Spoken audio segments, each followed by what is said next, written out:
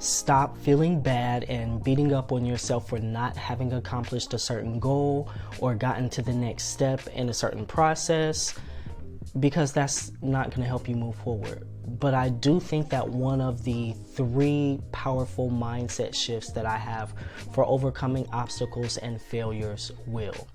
Make sure to go ahead and grab a journal and a pen or your, notebook, because I'm also going to give you some journaling prompts and self-exploration exercises as we go through the different sections so you can really make this fit for you. My name is Aaron. I am a certified metaphysical life coach, and this is the 3rd video in my series on how to manifest a better life. So if you haven't yet watched the first 2, then you might want to check those out as well. Make sure that you go ahead and hit that subscribe button before we get started so you don't miss any new videos. But let's go ahead and move to the first mindset shift. Number 1 is going to be obstacles are the path. Because the truth is, on your journey to wherever it is that you're going, no matter, what it is that you're working on specifically in your life, this journey is not going to be smooth sailing. You're not going to get to the end with just, not having gone through anything at all. So you have to expect the obstacles. And so you can think of the obstacles really as signs that you are doing the work, that you are, contemplating, that you are taking action, and that there is some movement going on in your life. Versus if you didn't have any obstacles at all, then that would probably indicate that you are not handling whatever it is that you want to do. So on a path, you have an end in mind. So you want to make sure that you are clear on where it is that you want to go, because clarity is going to make sure that you are targeted in your efforts, and that's exactly what we cover in video 1. So if you find that maybe you are not very certain on what you want your outcome to look like, how you want to feel when you get there, then it's going to be a little bit difficult for you to create those steps. So make sure that you are clear. So when we think about obstacles are the path, and we are taking this approach of welcoming them because they are showing us exactly where to go next, in order to help you solidify this a little bit more and to, make it fit you, I have 3 journaling prompts for you in this section. The first one is going to be, what is the next lesson I need to master to overcome this current challenge? So you can see that you can immediately take whatever the obstacle or the failure is and just think about, okay, what is the very next thing that I need to do in order to come out of this? You can think about, what new skills, abilities, or knowledge do I need to assist me? So even taking that a step further into really figuring out what specifically you need to do. Maybe there's something you need to learn. Maybe there's a book you need to read. Maybe there's a class or a course you need to take. Maybe there's some research that you really need to do to make sure that you're not just winging it, or you're not being targeted once again, or that whatever you're trying to do is really not going to work for you at all. And then your 3rd journaling prompt is going to be, what resources do I have to help me? So never be afraid to ask for help, and through those resources you're actually going to also find more opportunities and just the next steps you need to take and how to get there. So number 2 is going to be, contrast is clarity. And if you are familiar with the motivational speaker, I guess we'll call them Abraham Hicks. If you're not, type in Abraham Hicks right here on YouTube. I tell people you can type in Abraham Hicks and then like a short little phrase of whatever it is that you're going through or you feel like you need a little bit of inspiration about, and just see what comes up. But one thing that she always says is contrast provides clarity, and it's very true and accurate. So you can think about whatever the obstacle is or whatever the failure is, and you can see, what is this showing me that I truly desire? So something that an example that I often give in workshops is, think about just a negative relationship, like a negative romantic relationship. I think a lot of people can identify with that, or at least understand. So you can imagine that you are with a partner who's very dishonest with you, or constantly lying to you, or cheating on you. And sometimes you'll of course, be aware of that and acknowledge it, but you'll stay stuck in that. And that's just creating more havoc and turmoil, when you can ask yourself, okay, what is this truly showing me? Maybe this is showing me that I value honesty and integrity. And my next steps are going to be, okay, well, I need to begin to cultivate honesty and integrity in myself.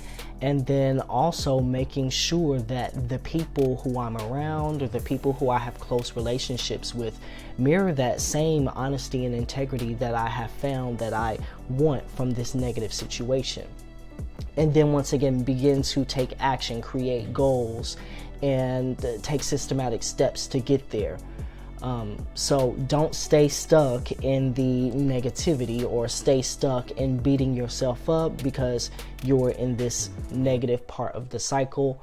You can take that contrast and then get clarity. The third thing that you can do, or your third powerful mindset shift, is going to be to identify the patterns. And when we talk about personal development and goal achievement, or just self-transformation, self-care, whatever it is that you want to label it, most of the time people find that they come to this point in their life when there is a habit or an action that they don't care for, or a situation that is unpleasant for them. But it's like at that point, it's very apparent when we talk about things like manifestation and law of attraction. Once it gets to the physical realm, or that physical point, it's a little bit more heavier and difficult to deal with. So if we think about how it got there, okay, our actions stem from our thoughts and our beliefs, and then we react to those beliefs, and those repetitive actions become those habits. So if we think about what are the patterns and how do I identify the patterns in my situation, you can begin to manipulate the situation. So for here, this section, I have a number of different self-exploration or journaling prompts that you might want to go ahead and write down.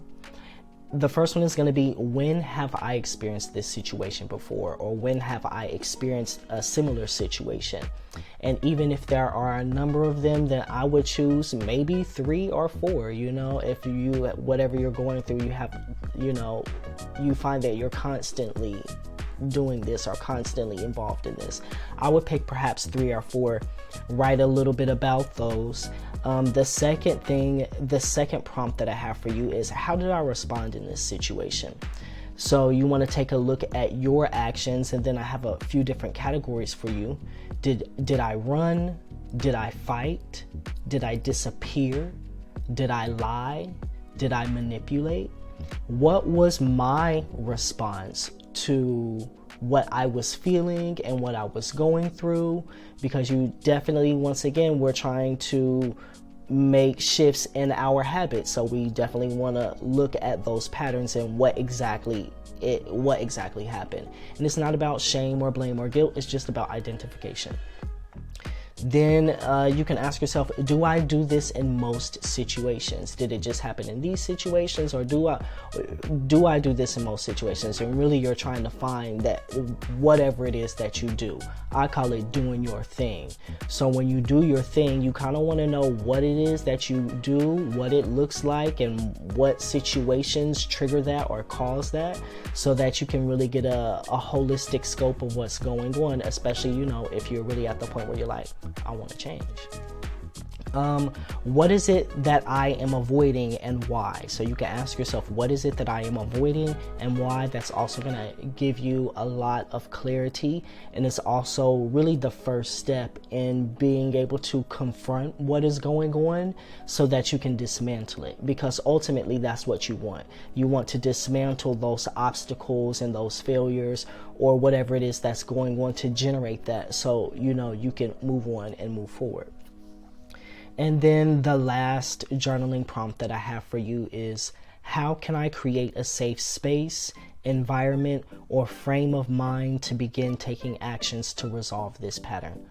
So it is important to have a safe and comfortable space, really free from disturbances, that's going to be conducive so that you can really make changes in your life. So that could be also a physical space or a mental space. So you want to think about both of those aspects. So you want to place that soothing to the nervous system, because typically when you become triggered or you become upset or angry, we tend to go back to what I referred to before as doing your thing. Everybody does their thing in their own way. So you want to just minimize the chance of that happening. And then also just being a human and, you know, having your biological needs taken care of. So making sure your space or wherever you are is clean and comfortable and really free from disturbances or stressors is definitely going to assist. And so even though I said I only had 3 powerful mindset shifts, I really want to give you another one. And this is motivation versus inspiration. I think it's very important to define what that specifically means for you in your situation, because that can really give you the fuel that you need to make it to the next step or make it to your end goal. So for me, motivation is typically going to be something that is external to you. So an example could be when you were younger, if your mom said you need to have the dishes done by the time I get home or you're going to be in trouble, then your mother, and you know, trying to avoid that getting in trouble, this is going to be the motivating factor, you know, sparking your behavior. Inspiration is going to be more internal and really more related to you and your inner feelings and your inner emotions. So your deeper reasons why you want to do something or not do something. It's important to have both, but I find that inspiration is going to really last a bit longer. Typically for motivation, once the external factor has been removed, then you may no longer want to do that behavior. And then you can also apply this positive negative kind of polarity idea to your motivation and inspiration. So think about, for example, on the positive end of the spectrum, what's the best thing that could happen for me if I make this change? And you want to really just not have any limitations on yourself when you write about this or when you think about this. Really just open yourself up to all possibilities that come to you.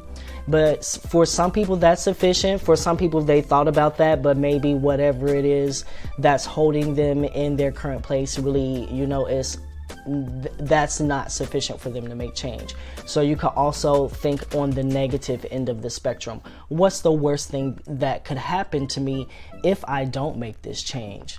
So in the first video, we talked about the 7 areas of life. Maybe you're working in the health and fitness area of your life. Maybe you have some type of comorbidity like high blood pressure or hypertension, and you're not doing the things that you need to do in order to take care of yourself. And you know that you should do better, but you haven't been able to, you know, really make that change. So in that situation, maybe you want to think about, you know, what's the worst thing that could happen?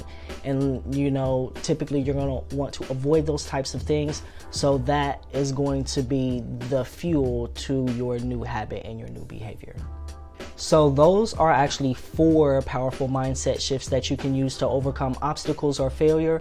And of course, I want to give you some additional resources so you can continue to go forward and do the work that you are doing. So if you look in the description box, I'm going to have a link to my free personal development course. It has about 3 hours worth of content covering the 3 pillars of personal development, things that you really want to work on and focus on with whatever goal you have in your life right now. And it also has a fillable workbook that has tons of self-exploration, exercises, and journaling prompts just like I gave you in this video. So go ahead and check those out.